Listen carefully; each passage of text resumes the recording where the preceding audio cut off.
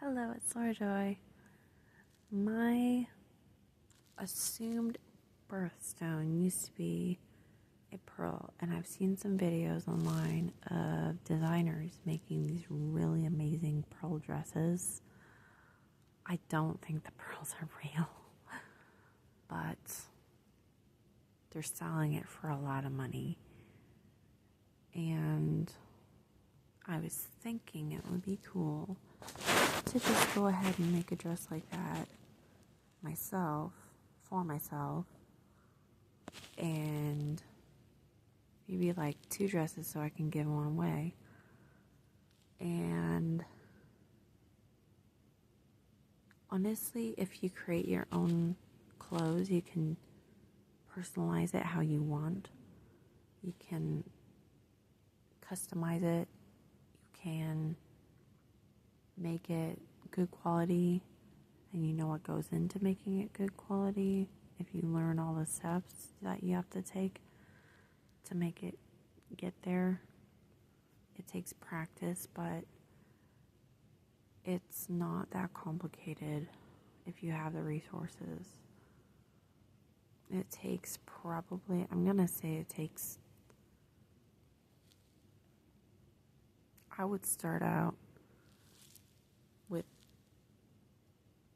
a amount of money set aside for it, like $500. Nowadays it would be like $500, which is a lot. It's like a new laptop.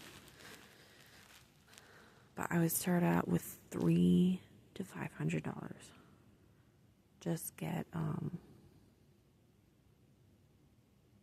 first get like a space to put everything you need. Get a table, a sewing machine, have a plug-in. You only need one. Get like a box, and I would start out with not getting too much fabric. Just get enough for what you want to make.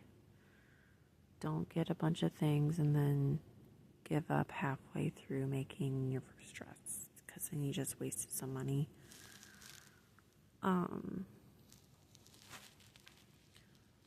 So in the box that I got from my grandma, she gave me a thimble, some needles, like a pack of needles, and the size of the needle, the top of it where you put the thread in really matters, because you can poke it through the fabric and it might not go all the way through something, especially a button. If it's too big on the top, the whole area, if it's too big there, then it won't go through the button. So get like small needles.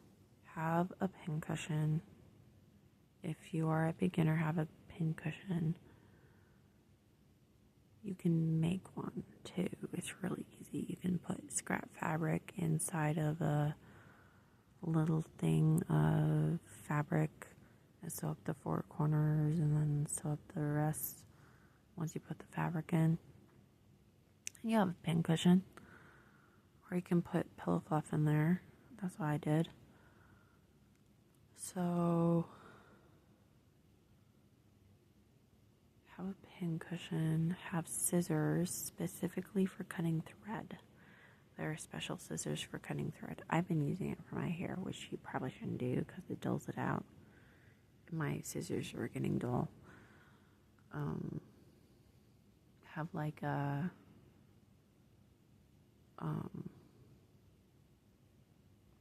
so what I recently have been getting is, I got some rivets, but that's not what I need. I need eyelets. Those are circular metal rings that go into holes that you poke in the fabric, like punch holes in a belt, and then you put the eyelets around it, and then you stick the end of the belt through it. But this is for leather string. You put the leather string through it crosswise, and you can fasten out the back or the front of the dress with the eyelets being in there. And then there's a little tool for punching the hole in. I just got one. It was about $5, I think. $5, $6, $7, which isn't too bad because the expensive one was like $20. So, what else do you need?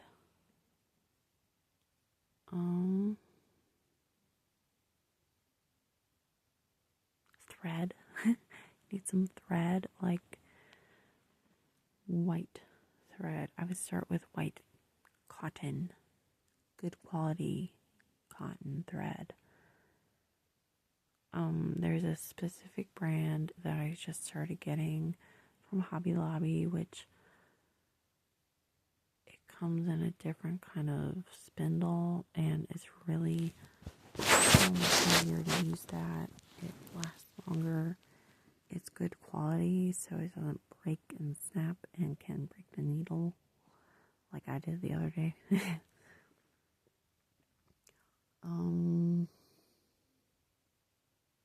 Yes, for your sewing machine, you need extra needles for the sewing machine. That's a must.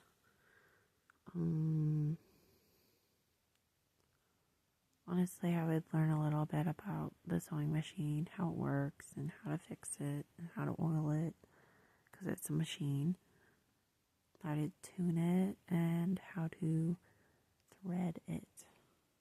How to put the thread on so it starts correctly.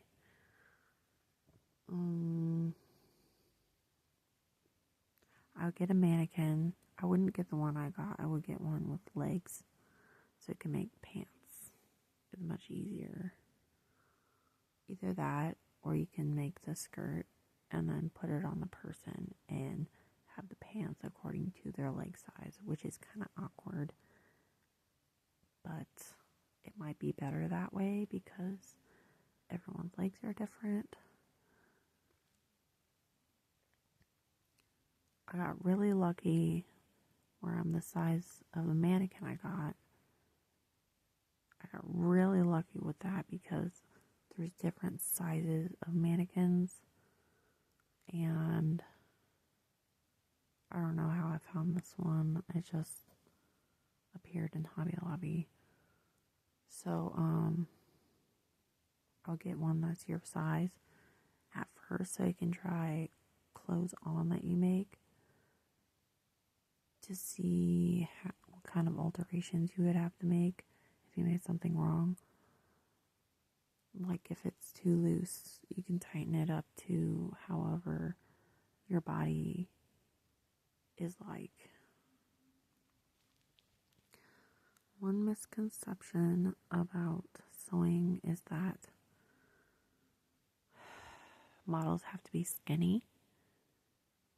They do that so they don't use as much fabric so they can save money. They're being stingy.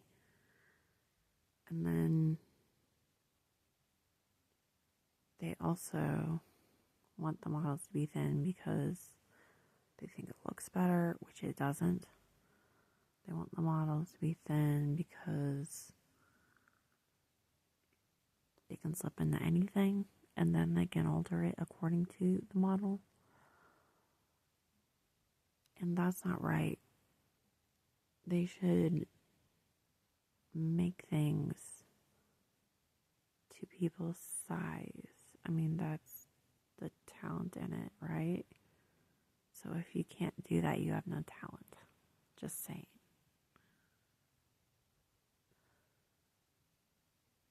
So, one thing I didn't talk about that you need is lace. Lace makes it so much prettier if you put it on there. You put fake flowers on there. You can make your own. You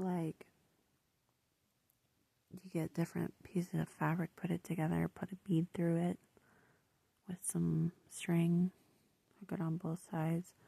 So it's just, sewing is about being creative and using what you have. And honestly, it's an act of desperation because we all need clothes. And if you're out and about by yourself and you don't have any clothes, you need to make some right away. So I think this is a skill everyone needs to have. It's not that hard.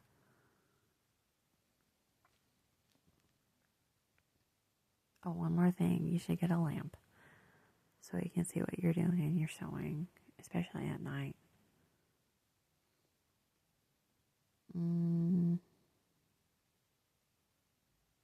Okay, one thing you can make is like stuffed animals.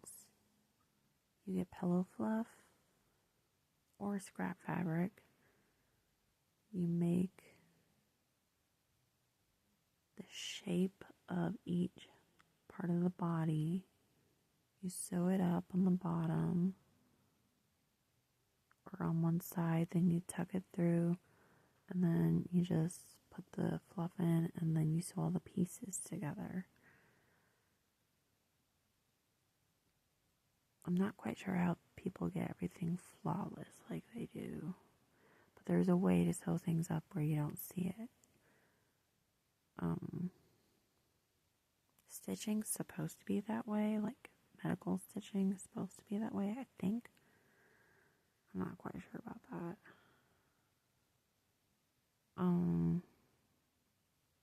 Oh, one trap I see people do is they use a glue gun to put things together. Don't do that, it's gonna fall apart. And then like using glue to put like things on it. I don't believe in using glue on fabric. It just doesn't work. You gotta stitch it. Stitching is not that hard. You just take the needle, poke it through, and you try to space it. Just like walking. It's just like walking. You space it however you want, which just doesn't have to be perfect. That's the secret. It's however you want. It's not, oh, it has to be this distance. It's like if you get to a corner, you can do it a little shorter or do it a little longer. And that's honestly what you want to do. It doesn't have to be perfect. According to other people's standards, it can be according to your standards. That's like a life lesson everybody needs to know. For anything creative. You can take clothes from a closet and you can alter them however you want. And it's not gonna be that difficult. You can take zippers off other clothes and put it on new clothes. You can take buttons off. You can take hooks off. You can take pieces like arms. You can take the arms off, make it a short sleeve. You can sew the sleeves onto, like I did that. I took the sleeves off of a shirt and put them as pockets on the shirt. So it looks way different. But it's more functional. I'll have to show you how to do pockets sometime.